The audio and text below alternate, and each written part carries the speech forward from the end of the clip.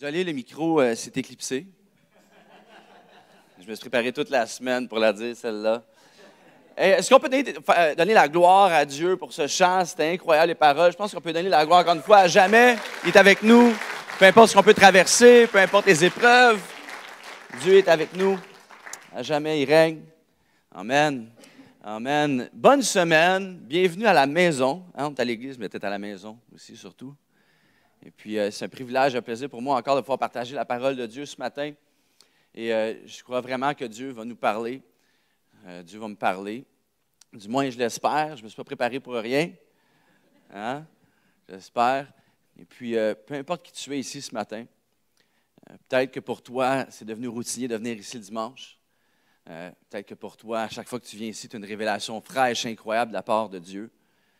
Moi, je suis simplement ici pour être le haut-parleur de ce que Dieu veut dire. Je veux m'effacer complètement.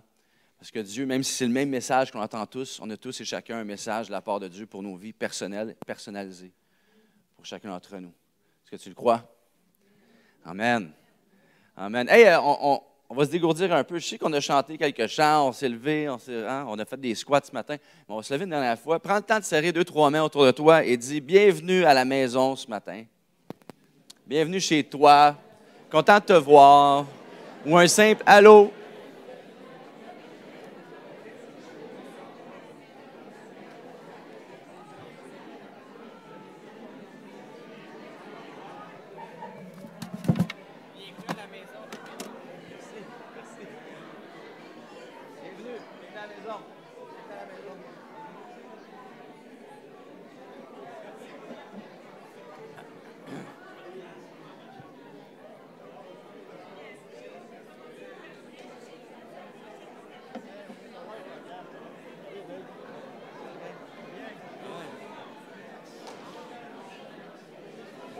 Super, super. On peut prendre place. On peut prendre place. OK, on peut prendre place, on peut s'asseoir.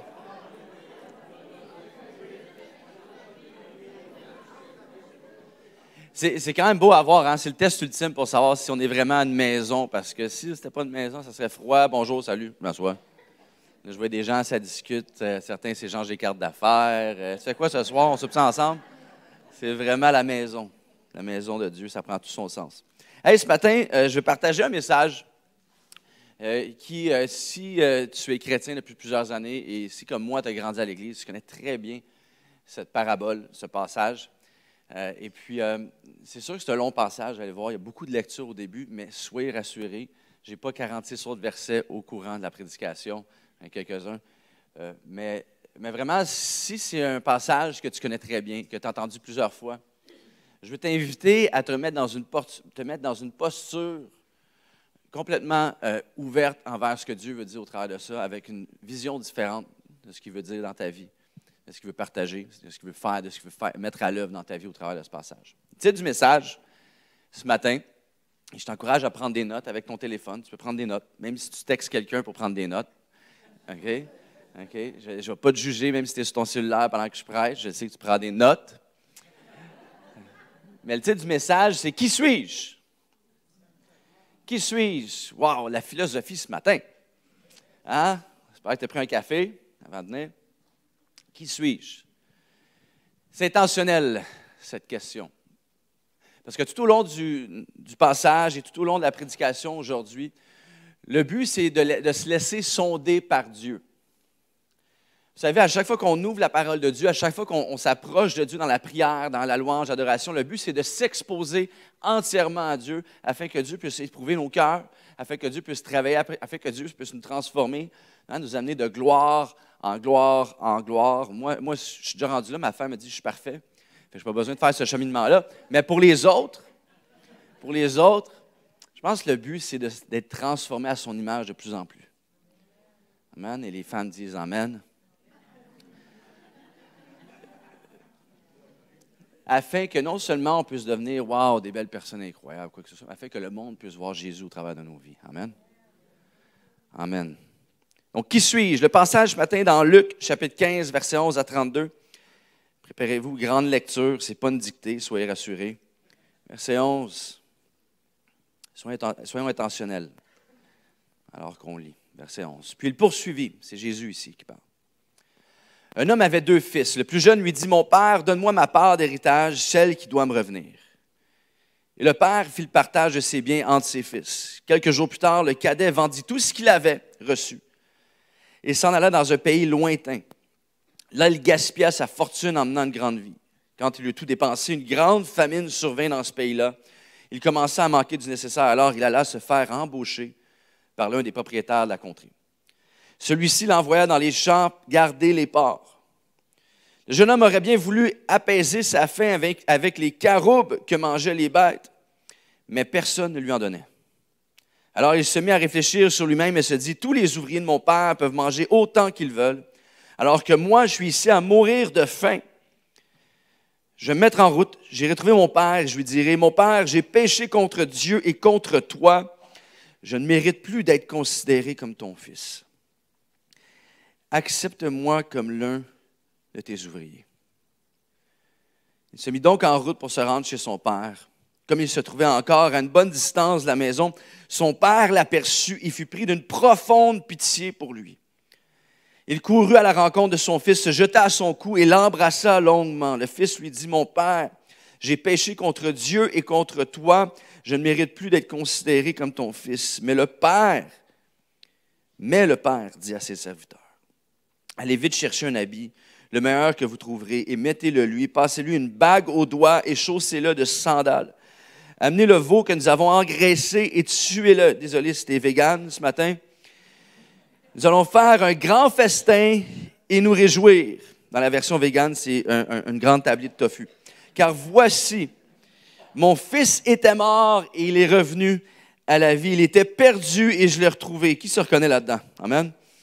Ils commencèrent à festoyer dans la joie. J'aime ça entendre ça. Hein? À l'Église, on festoie continuellement dans la joie. Pendant ce temps, le fils aîné travaillait au champ sur le chemin du retour. Quand il arriva près de la maison, il entendit de la musique et des danses.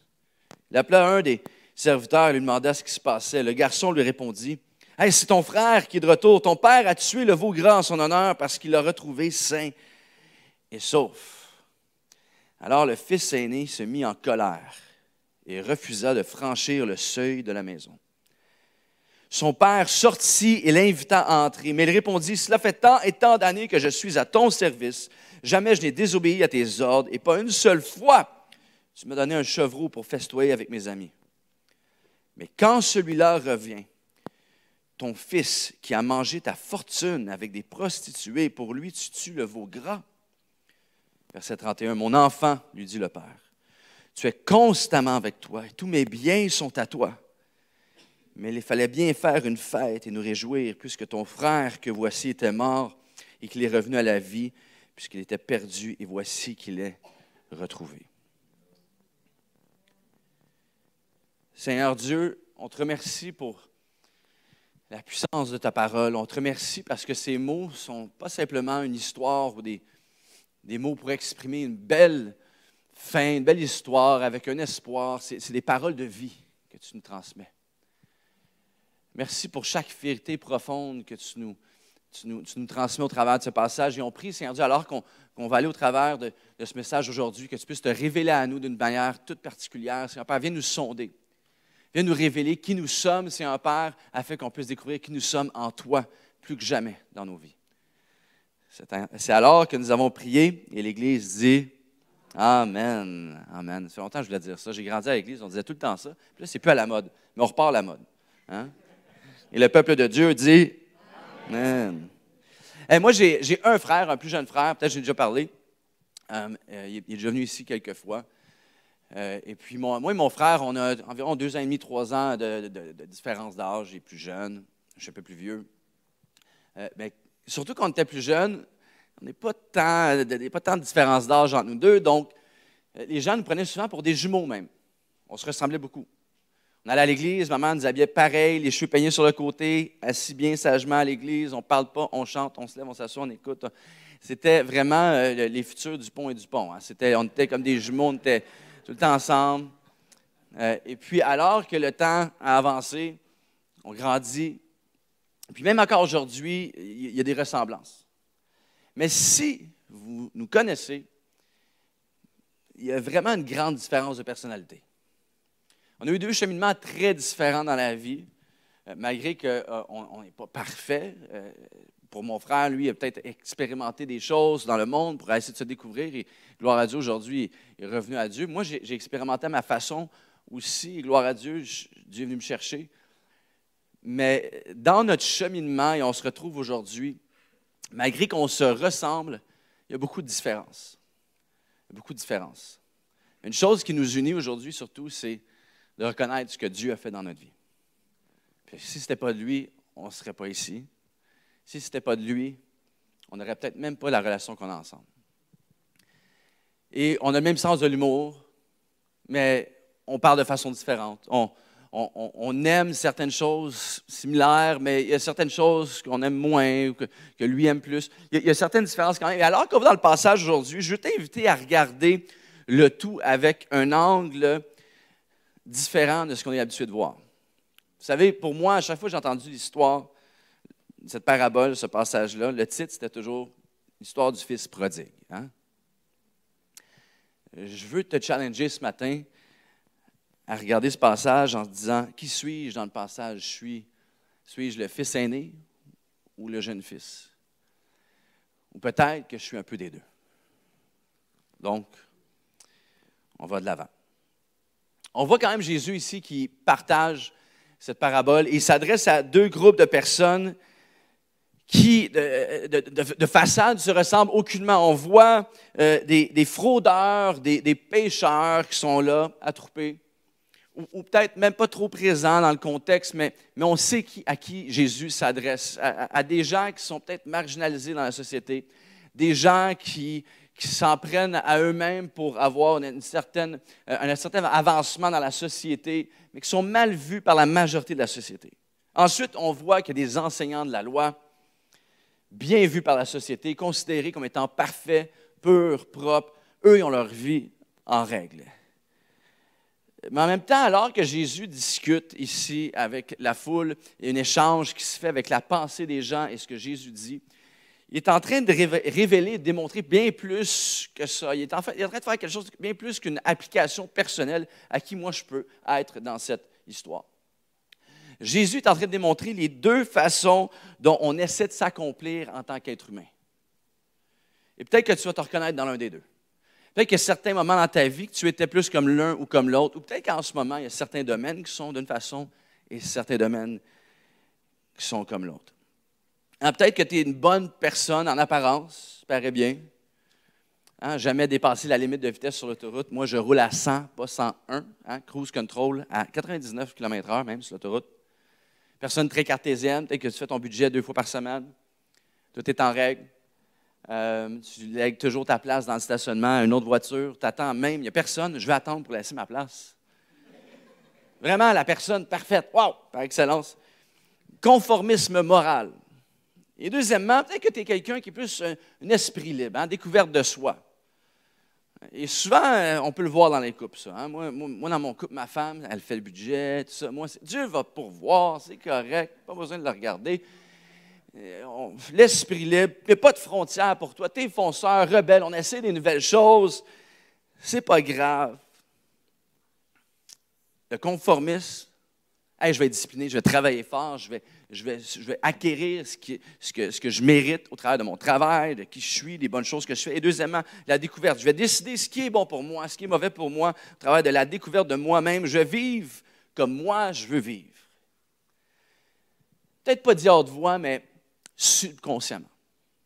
Le fils aîné, je suis une bonne personne, je suis les règles, je vais réussir ma vie. Mais aussi le plus jeune, je suis ouvert d'esprit, je mords dans la vie. Je ne suis pas borné, je ne juge pas les gens, moi, et je vais avoir une vie accomplie. Dans les deux cas, l'aîné comme le plus jeune, les deux disent, c'est comme ça que je crois être heureux. Premier point, le fils aîné. Le fils aîné, c'est un bon fils. Il semble être le chouchou avec ce qu'il fait, ce qu'il accomplit, sa manière d'agir. Il coche toutes les cases. Il est sage, il reste à la maison, il pile son argent, il a un compte épargne depuis l'âge de 3 ans, il ne veille pas trop tard, il ne mange pas après 8 heures, il est sage. Puis Puis il ne parle pas trop au début dans le contexte ici, alors qu'on lit le passage, mais il prend quand même sa part à lui. Quand apparemment son frère, que lui est effronté de venir demander de sa part d'héritage d'avance, lui prend quand même sa part en même temps. On n'en parle pas trop de ça. Le fils aîné est le fils qui va à l'église. Il paraît bien, mais il est sournois un peu, peut-être un peu hypocrite. Ça fait longtemps qu'il va à l'église. Il connaît toutes les étapes, il connaît toute l'histoire de l'église, un tel, ah, quand on a fait ça, ça, ça. Il a son banc spécifique, sa section où est-ce qu'il s'assoit. Je ne te pointe pas, je ne te vise pas, on est des êtres humains d'habitude. Je sais qu'à chaque fois que je prêche, je reconnais tout le monde. Je dis, ah, un tel Tesla. Il a entendu les prédications, il connaît sa Bible, il connaît la routine. Aujourd'hui, c'est André qui préside, il va avoir 2-3 jokes, ça va être le fun, ça va être léger, on va être bien. Il a entendu parler de Jésus. Il a entendu parler de Jésus. Très souvent. Il connaît le manuel d'instruction.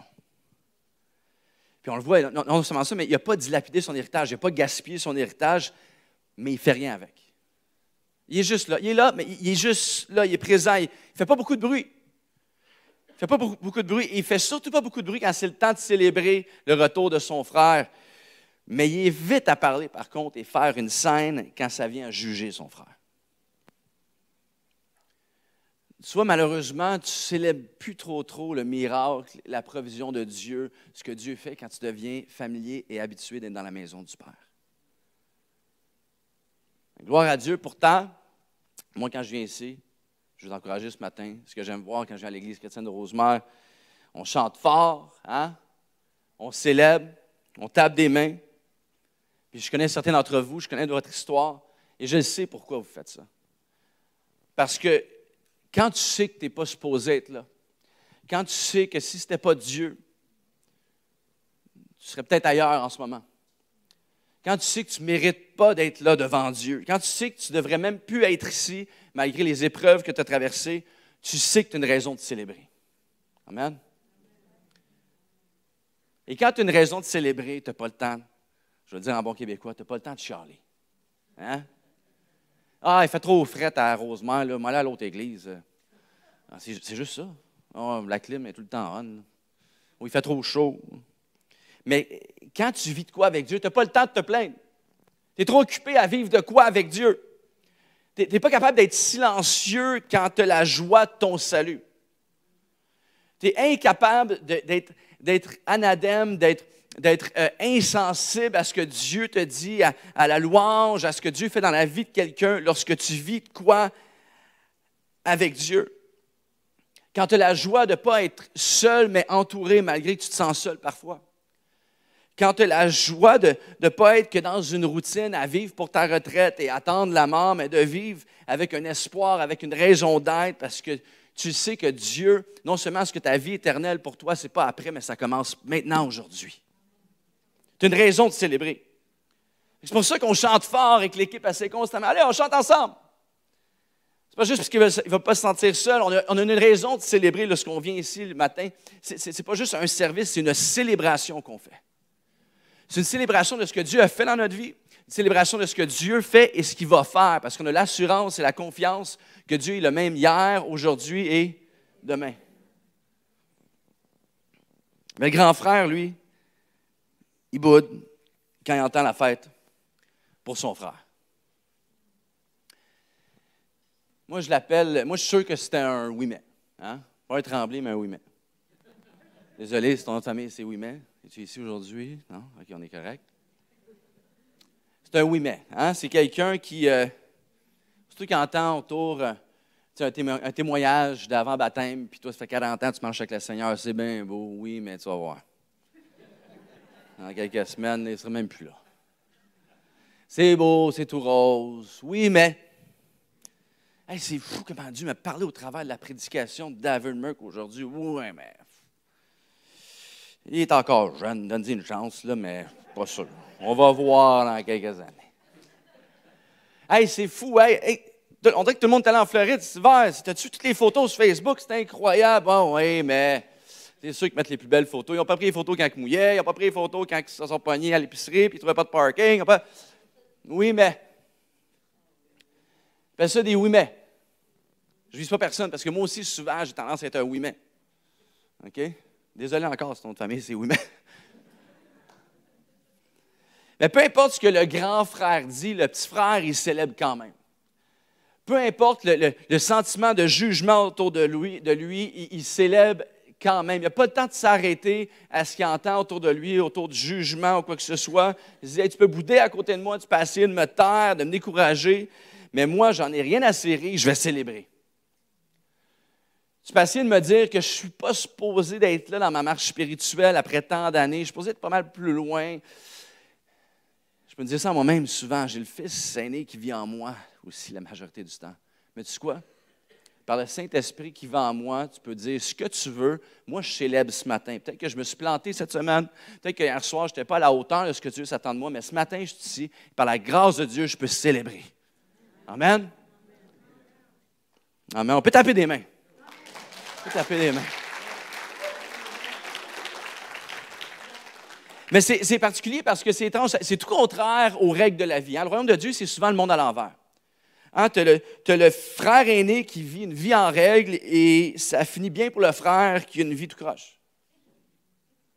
C'est souvent le contraire, je dirais même c'est tout le temps le contraire avec Dieu. Et je ne sais pas si tu as déjà senti de même, hein, où est-ce que tu te dis, moi je me suis déjà senti souvent, hey, je mène une bonne vie, Dieu, j'essaie de faire les bonnes choses, j'essaie d'être discipliné, puis dans certains domaines ça va, je suis discipliné, je prends les bonnes décisions, je ne vais pas là, je vais là, j'ai pris mon temps avec toi et je n'ai pas le résultat qui vient avec. J'ai vécu toutes ces années-là à vivre sur le bon chemin et voici ce que je récolte aujourd'hui. Je prie depuis des années pour une personne dans mon mariage, je prie depuis des années pour une personne dans mes finances, dans ma santé. Je suis là chaque semaine à l'église, je donne ma dîme, mais ça ne débloque pas. Et tout le monde est là pour lui, pour elle, tout le temps. Elle, ça va tout le temps mal, puis tout le monde est quand même là encore pour elle. 20 ans qu'elle chiale, mais Dieu, tout le monde est encore là pour elle. Moi, personne n'est là pour moi. Hey, regarde eux autres, ils ont l'air heureux, puis ils ne sont même pas chrétiens. C'est sûr que ça t'est déjà arrivé dans ta tête. Hey, quoi, il n'est même pas chrétien, il a un sourire sur la face tout le temps. Je vais à l'église, face de bœuf autour de moi. Ils ne sont même pas chrétiens, ils ont l'air plus heureux que moi. Est-ce que tu vois Dieu? Est-ce que tu m'entends? Il est où mon veau gras? Il est où mon barbecue? Il est où mon party pour moi? Et tu vois, ça, c'est ce qui se passe dans la tête du frère aîné. Puis là, à ce moment-là, tu vois que le frère, le fils qui était le plus près du père, devient le fils qui est le plus loin du père. Celui qui était resté auprès de son père toutes ces années-là ne veut même plus entrer dans la maison lors de la célébration pour son frère. Il sort de la maison. Il s'en va. Est-ce que ça t'est déjà arrivé d'avoir de la difficulté à venir ici un dimanche matin? D'avoir de la difficulté à entrer dans la maison de Dieu parce que les gens ne le savent pas, j'ai une belle façade, mais à l'intérieur, j'ai vraiment pas le goût. Mais comme avec le jeune frère qui s'est éloigné, c'est le père qui sort de la maison et qui va vers le fils aîné.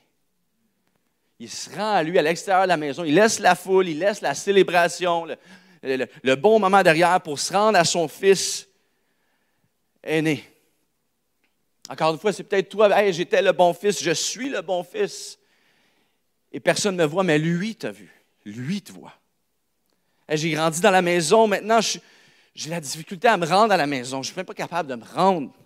Mais lui, il vient à toi dans ton lundi, ton mardi, ton vendredi. Dans ta routine, dans ta difficulté, dans ton épreuve, dans tes moments de joie, tu n'es pas seul, il se réjouit avec toi. Et tout le monde pense que ma vie va bien, mais en fait, ça va très mal. Lui, il t'entend. Lui. T'entends, le Père est en train de dire à son Fils, et Jésus veut dire ce matin, que tu sois le fils aîné ou le plus jeune, que tu aies une mauvaise vie ou que tu aies une bonne vie exemplaire, que tu penses avoir le contrôle sur toute ta vie ou certains domaines, et d'autres domaines, ça va un peu moins bien. Je suis toujours en train de venir vers toi à chaque instant de ta vie. Tu peux résister pour un temps, tu peux avoir marché avec moi pendant 25 ans, 30 ans, il y a des moments que tu résistes, des moments que tu m'accueilles. Peu importe ce que tu fais, je vais constamment me lancer à toi et tôt ou tard, je peux te garantir une chose, on va faire la fête. C'est une parole d'encouragement pour quelqu'un ce matin. Ça va peut-être pas bien en ce moment, mais tôt ou tard, on va faire la fête. Deuxième point, le jeune fils. Il me reste 3h30, c'est bon. Le jeune fils manquait de rien. Il avait tout ce qu'il voulait à disposition. Compte de dépenses, la maison à lui, tout ce que son père avait, il pouvait l'avoir. Donc, pourquoi est-ce qu'il s'en va? Ça ne fait aucun sens. Il y a tout. Hein? C'est l'enfant gâté pourri. Hey, si jamais j'avais ce qu'il avait, c'est tout le temps comme ça. Hey, si moi, j'avais eu les opportunités que lui ou elle a eues, wow, je serais à quelque part. Hein? Si moi, j'avais grandi dans une famille avec de l'argent, j'aurais fructifié ça. Si j'avais eu ça, si j'étais là, pourquoi est-ce qu'il s'en va? Hey, moi, ton père, tout ça, moi, je veux rester là. Mais lui, il s'en va. Et on regarde à premier aperçu qu'il demande son héritage. Hein, il demande sa partie d'héritage à son père. Okay, déjà, c'est un peu effronté. Tu te dis, bon, OK, il aime l'argent. Mais c'est plus profond que ça. Le jeune fils, il ne demande pas vraiment, oui, il demande son héritage, sa part, mais ce qu'il demande vraiment au père, c'est le contrôle. Ce que le jeune fils veut, c'est le contrôle de sa propre vie. De faire ce que lui voulait, avec qui il voulait, quand il voulait, de diriger sa vie seul, sans le père, à 100%, faire sa vie à sa façon, sans avoir son père dans les pattes, à défier le père, malgré la bonté du père. Parce qu'on ne voit pas le père comme étant un méchant père. Il semble être un bon père, et malgré ça, il ne veut rien savoir de sa relation avec le père. Il pense connaître mieux que son père. Il veut prendre le contrôle de seulement ce que le père pouvait contrôler.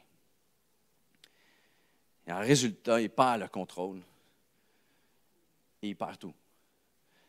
Et il perd même plus qu'il pensait pouvoir perdre, parce qu'on pense qu'il perd tout son argent, on pense qu'il perd tous ses avoirs, ses acquis, qu'il dilapide, il n'y a plus rien, il est dans la boue avec les pas, mais c'est plus profond que ça. Sa plus grande richesse n'était pas associée avec ce que son père avait nécessairement. Sa plus grande richesse, c'était sa proximité avec le Père. En quittant son père, il a perdu sa crédibilité, il a perdu son influence, il a perdu le respect, il a perdu l'intégrité qu'il avait, sa dignité, sa fierté et son identité.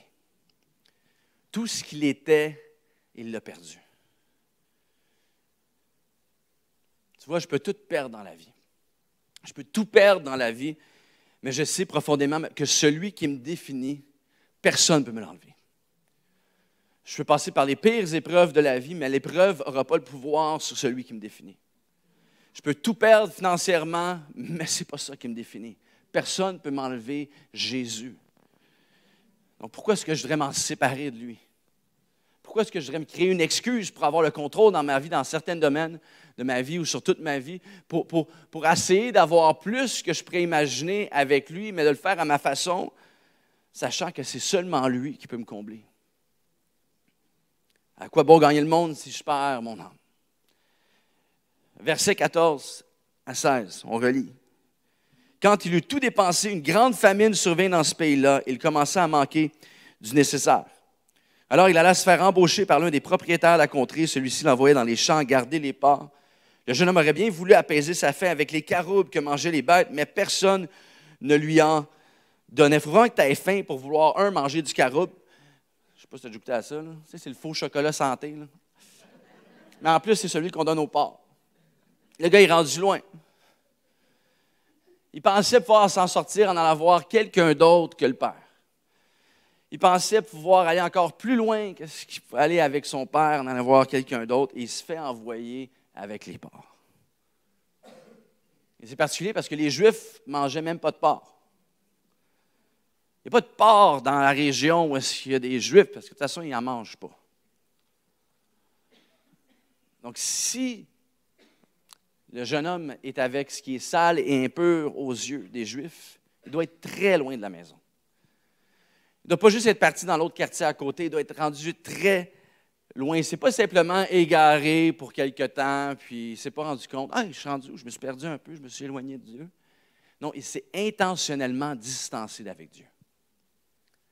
Ça, c'est les aspects de ma vie où est-ce que je me dis, là-dessus, je le donne à Dieu, mais là-dessus, je vais essayer quelque chose par moi-même. Au pire, je vais revenir vers lui, mais Mais sur ce domaine-là, je vais me lancer à fond dans cette direction-là. C'est pas mal, c'est pas mauvais, mais je sais que Dieu ne m'appelle pas là. Je sais que Dieu ne m'appelle pas à vivre de cette façon. Je sais que Dieu a un plan plus grand pour moi dans son chemin. Et c'est l'endroit où est-ce que intentionnellement je me distance d'avec Dieu, où est-ce que je me dis, hey, je vais te prouver à moi-même. Je vais prouver aux gens autour de moi que moi, je peux y arriver par moi-même. Moi, je peux m'accomplir. Moi, je peux accomplir de grandes choses. Il remplace son père par quelqu'un d'autre et il finit par s'enfoncer dans la boue, au fond du baril. Petit conseil de vie. Je sais qu'il y en a qui se disent en ce moment, David, tu as 38 ans, j'en ai 67, qu'est-ce que tu vas m'apprendre sur la vie? Mais quand on regarde au passage, n'échangeons pas notre valeur pour notre impatience en allant courir vers la porcherie de ce que le monde peut offrir temporairement au lieu de ce que Dieu a planifié pour nous. Et tu vois, en tant que chrétien, on regarde souvent ça d'une façon drastique. La drogue, l'argent. Mais c'est dans les choses les plus subtiles. C'est dans nos désirs, notre façon de parler, notre volonté de vouloir rester de la façon dont on est, parce que je suis comme ça, mon père étant de même, moi je reste comme ça. Mais n'échange pas ta valeur pour ton impatience de vouloir quelque chose au lieu de ce que Dieu a déjà planifié pour toi. Et la même passion qui détruit la vie du jeune homme, du jeune fils, le ramène vers le Père. C'est incroyable. Autant qu'il s'est éloigné, distancé intentionnellement d'une façon fulgurante, il est allé à fond, il a tout dépensé, il est allé loin, autant il revient vide les poches vides, il revient sur le chemin vers le Père. C'est fascinant. Tu veux une passion pour Dieu? Tu veux retrouver la flamme, la passion que tu avais lorsque tu as reçu la vie qu'il y avait pour toi, lorsque tu as donné ta vie à Dieu, lorsque tu as été dans une première rencontre à l'Église? Tu veux retrouver ta passion pour Dieu? Souviens-toi de ce qu'il t'a donné jusqu'à maintenant et souviens-toi d'où il t'a pris. Souviens-toi de tout ce qu'il a fait dans ta vie quand tu ne le méritais pas. Et si tu as assez d'expérience dans la vie, tu sais très bien que dans chaque situation où est-ce que tu vois des gens qui traversent des épreuves, que Dieu fait son œuvre, on sait très bien que plus grand le désespoir, plus grand est-ce que ces gens-là deviennent les porteurs d'espoir. Ceux qui ont le moins d'argent sont souvent les plus généreux. Ceux qui sont les plus désespérés, ceux qui ont le plus grand manquement deviennent les plus grands encourageurs pour ceux qui sont dans le pétrin. Et peut-être que tu es rendu tellement loin du Père aujourd'hui dans un ou plusieurs domaines de ta vie, mais je veux juste te préparer parce que aussitôt que tu réalises ton besoin de lui en totale humilité, même si c'est entre toi et Dieu, parce que c'est trop honteux de faire ça devant les gens, parce que ta vie semble bien aller, aussitôt que tu réalises ton besoin de lui, il va déplacer de l'air avec toi comme il n'a jamais fait. Parfois, on se dit, OK, il va faire des grandes choses avec moi. Non, dans ton monde, là où tu es, avec ta famille, avec les gens à ton travail, Dieu va déplacer l'air. Dieu va te servir de toi pour avoir un impact dans la vie des gens comme il ne l'a jamais fait dans ta vie, mais comme il ne pourrait jamais le faire avec personne d'autre. Parce qu'il peut juste le faire avec toi et ton histoire personnelle. Mais ça va être le renversement total de ce que tu vis en ce moment, mais pour sa gloire. Abraham était stérile, il est devenu quoi? Le père d'une nation. Joseph était esclave d'Égypte, devenu le prince d'Égypte. Marie était vierge et est devenue la mère de celui qui donne la vie éternelle. Paul assassinait les chrétiens et devient le fondateur de l'Église. Dieu a un appel pour nos vies qui surpasse la profondeur de notre désespoir ou de ce qu'on pense pouvoir contrôler et accomplir par nous-mêmes dans notre vie. Tu vaux plus que ce que la porcherie offre. Et si c'est toi, le jeune fils, ce matin, le temps est venu de te lever et de voir le Père qui court vers toi. Il y a plusieurs années, peut-être j'en ai déjà parlé, mais j'ai rencontré un qui est un de mes amis aujourd'hui, un grand ami à moi, comme un frère.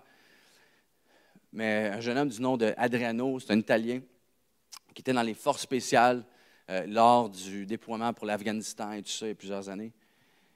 Et a vécu des atrocités, tout ça, parce qu'il était à la guerre. Et suite à ça, a vécu du stress post-traumatique. Ça fait des années qu'il ne dort plus. Ça affecte tous les domaines de sa vie.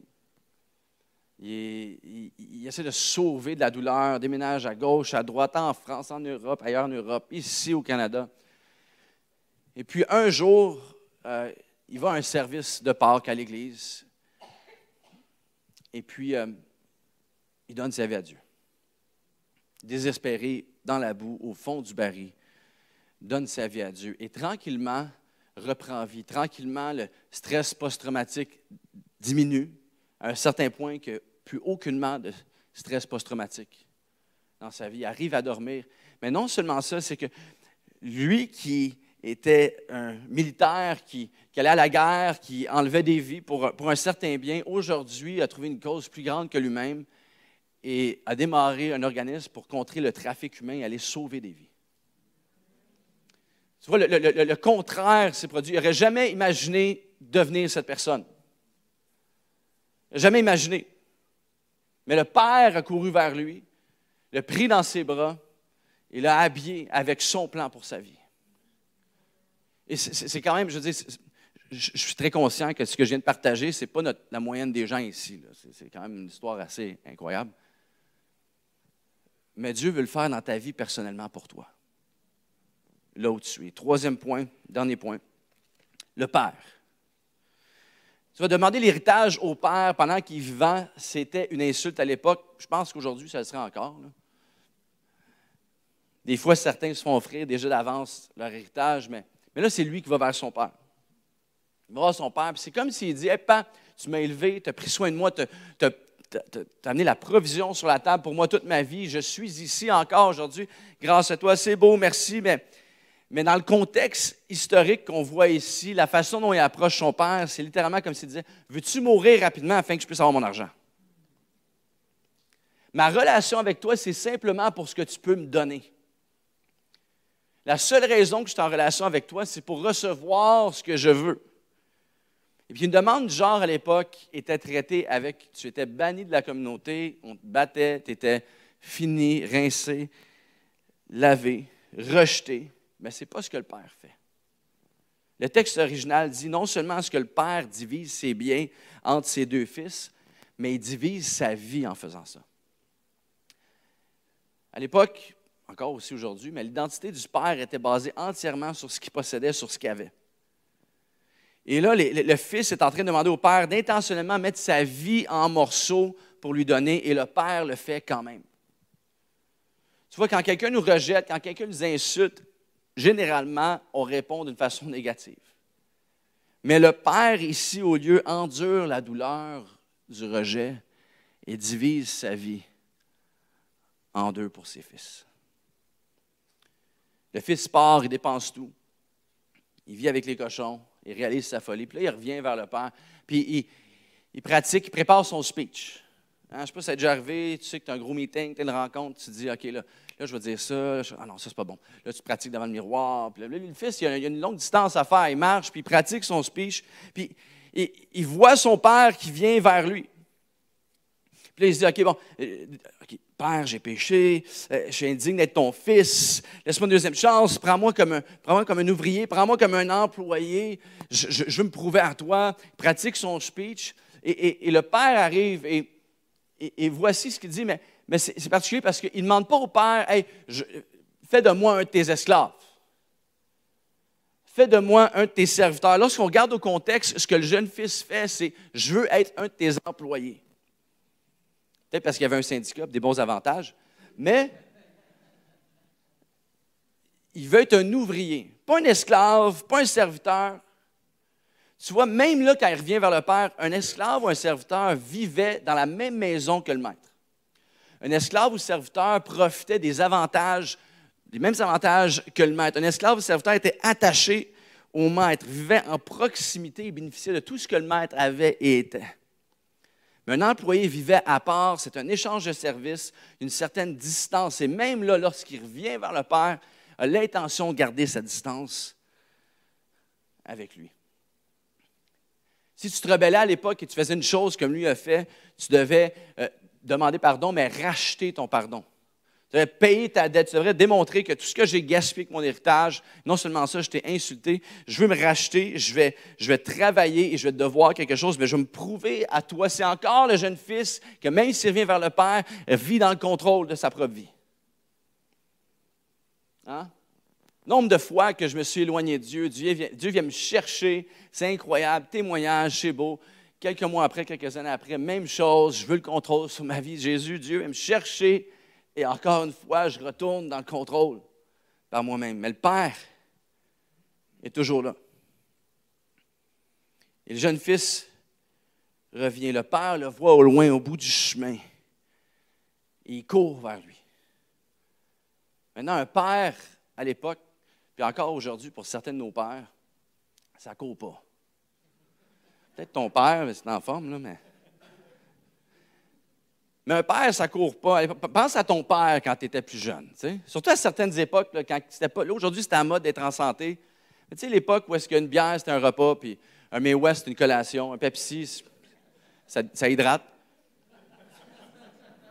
Hein, à l'époque où est-ce qu'on porte des camisoles blanches, là, puis des cigarettes, ça relaxe, ça enlève le stress. Pense à les pères de l'époque qui courent vers son fils. Surtout à une époque, la relation père-fils, c'était ça va, ouais, on ne pleure pas, nous autres, dans la famille. Black. Je ne t'ai jamais dit que je t'aimais, mais tu le sais que je t'aime. Je ne te le dirai pas non plus, mais tu le sais.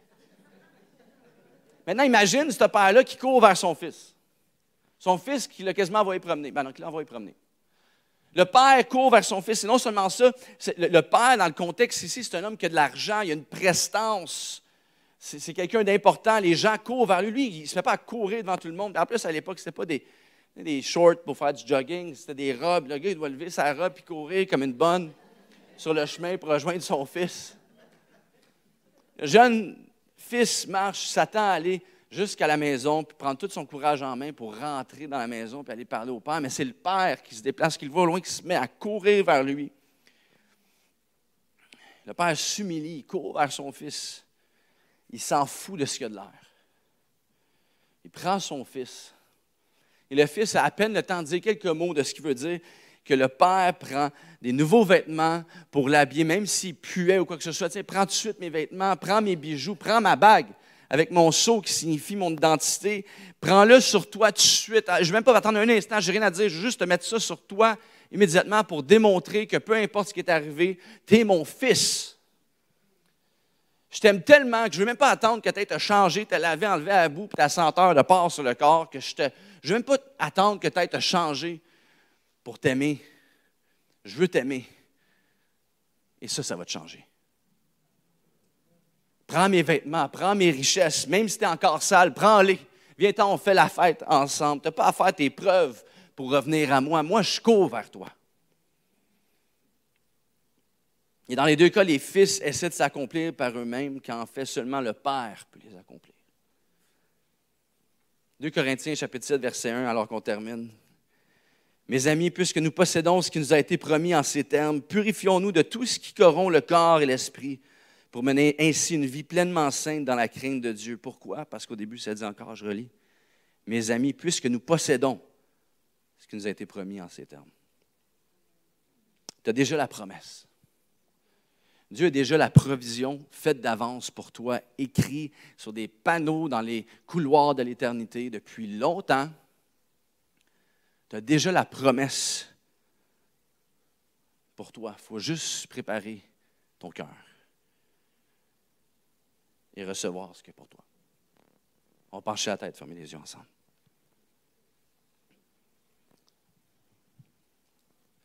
Je vais inviter les musiciens. Jésus conte l'histoire ici en s'adressant à 2 groupes de personnes. Et dans l'histoire, il y a 3 personnages. Il y a le jeune fils, il y a l'aîné et il y a le père. Peu importe à qui tu t'associes aujourd'hui, que ce soit le jeune fils, entièrement ou dans certains aspects de ta vie, ou que ce soit le fils aîné entièrement ou dans certains aspects de ta vie, on a tous besoin du Père, de Jésus. Donc, alors qu'on termine, je vais faire une prière pour toi, pour moi. Puis je vais t'inviter à ouvrir ton cœur à Dieu dans ces prochains instants, juste quelques secondes. Arrête de penser à ce que tu vas faire après le service. Arrête de penser au prochain chant, au bruit autour. Pense à simplement vider tes pensées, justement. Imagine le Père qui court vers toi. Imagine le Père qui, peu importe où est-ce que tu en es dans ta vie, qui t'habille avec ses vêtements, même si tu ne le mérites pas. Imagine le Père qui met ses bijoux, qui met sa bague sur ton doigt, avec son identité de tout ce qu'il est, de tout ce qu'il a. Il dit, viens, on va fêter. Pourquoi? Parce que j'ai une vie incroyable devant pour toi, peu importe ce que tu traverses en ce moment, ou peu importe où est-ce que tu penses être rendu dans ta vie. Seigneur Jésus, je prie pour chaque personne ici ce matin, Seigneur Dieu, je prie que ta parole puisse faire son œuvre dans nos cœurs, dans nos âmes, dans nos vies. Alors qu'elle est vie, Seigneur Père, on se donne à toi, on s'abandonne complètement, prends vie en nous, que cette semence qui a été placée ce matin puisse prendre vie aujourd'hui et dans les prochains jours. Non seulement pour transformer nos vies, mais pour ta gloire, Seigneur Père. Et je veux prier, je veux déclarer pour que ceux qui sont rendus engourdis par rapport à leur relation avec toi, Seigneur Père, qui puissent être vivifiés par ton Saint-Esprit qui agit en ce moment, je le crois fermement. Pour tous ceux qui se sont éloignés de toi, Seigneur Père.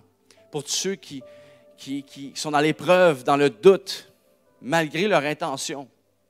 Seigneur Père, tu cours vers eux. Seigneur Père, je prie que tu puisses faire un miracle ce matin dans nos cœurs. Et je te remercie, Seigneur Dieu, parce que tu as un plan pour l'Église chrétienne de Rosemère. Tu as un plan pour chacune des vies ici. Tu as un plan collectif, mais personnel aussi. Seigneur Jésus, innombrables sont les choses que tu veux faire au travers de nos vies parce que tu nous aimes, mais au-delà de ça, pour ta gloire. Et je te remercie d'avance pour ce que tu vas faire, Seigneur Jésus. Et l'Église de Dieu dit, Amen. Est-ce qu'on peut le remercier d'avance, l'Église, ce matin, pour ce qu'il va faire dans nos vies cette semaine? Amen. Amen.